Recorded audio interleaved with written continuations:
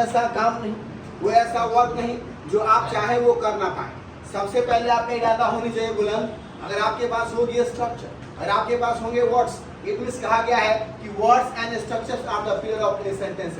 अगर आपका या हमारा वर्ड पे कमांड नहीं है, फॉर्मूला नहीं है, कभी हम लोग अच्छा अंग्रेजी वक्ता नहीं बन सकते। एक सुनना इट मींस श्रोता, बोलना स्पीकर, अच्छा वक्ता बनना है। बस मेरी टिप्स को फॉलो करें और इस स्ट्रक्चर को आप ध्यानपूर्वक आप देखें, बहुत अच्छे से आप पढ़ेंगे। और आपको मैं इस योग पढ़ाऊंगा कि आप पढ़ेंगे नहीं, पढ़ाने योग भी बन सकते हैं।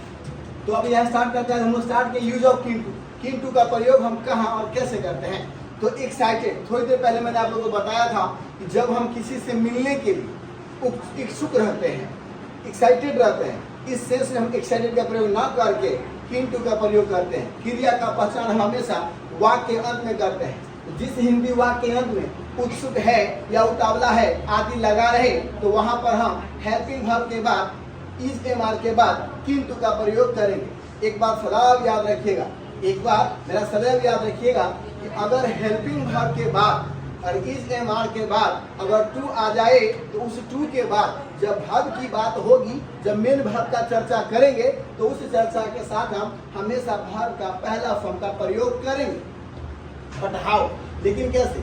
चलते हैं अपने स्ट्रक्चर की ओर। Subject plus is M R, तब है किन टू, तब भरवा, तब ऑब्जेक्ट। जब निगेटिव स्ट्रक्चर बनाएंगे, कुछ नहीं करना है। सब्जेक्ट इज एम आर के बाद कहा गया है नकारात्मक स्ट्रक्चर के लिए हेल्पिंग वर्ब के साथ या हेल्पिंग वर्ब के बाद, हेल्पिंग वर्ब के साथ या हेल्पिंग वर्ब के बाद नॉट लगा दिया जाता है। वह वाक्य अफर्मेटिव निगेटिव कहलाता है। वह वाक्य जो इज एम आर के बाद या इज एम आर के साथ नॉट लग जाए, वहां पे हम क्या कहेंगे? Negative. Anybody have doubt? Helping verb को पहले कर देंगे, इट मींस जब हम प्रश्नात्मक इट मींस इंट्रोगेटिव बनाएंगे ना, तो इज एम आर को पहले, तब सब्जेक्ट, तब किन टू, तब वर्ब, तब ऑब्जेक्ट का प्रयोग करेंगे। Anybody have doubt? लास्ट में interrogative negative, is M R, तब सब्जेक्ट, तब है नॉट, तब है किन टू, तब वर्ब, तब ऑब्जेक्ट। Anybody have doubt? अब चलते हम लोग पहचान। ये मेरा ट्रिक याद रखिएगा। अगर आप अपनी, मैंने बोला ना, बेहतर बनने के लिए बेहतर प्रयास करना, और किसी को आप याद रखिएगा, एग्जाम्पल ना लीजिए, प्रयास ऐसा कीजिए अक्षय कि आपका कोई एग्जाम्पल ले। और कहा गया है example is better than example. If you want to be an example, you can also be an example, but you will have to give the value of time, because money begets money but money not begets time. पैसा से पैसा बनाया जा सकता है, और पैसा से बीता समय को नहीं। तो पहचान, किसी भी स्ट्रक्चर को ना टंग पर लाने के लिए कुछ नहीं करना है नंदी बाबू, केवल आपको स्ट्रक्चर के पहचान को याद रखना है। किसको याद रखना है? पहचान। साकेत जाति को पहचान, आइडेंटिफिकेशन को।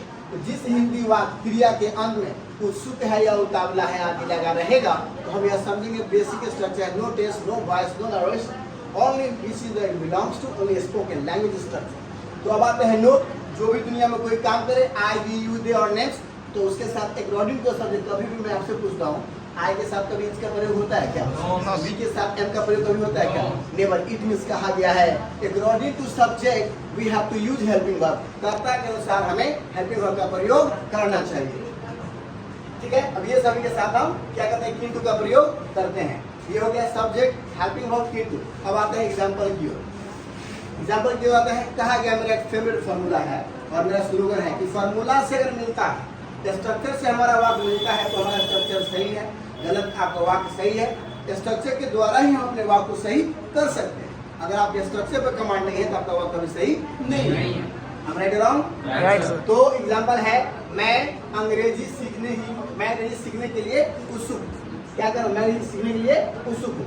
आई am keen to learn English, I am not keen to learn English, am I keen to learn English, am I not keen to learn English.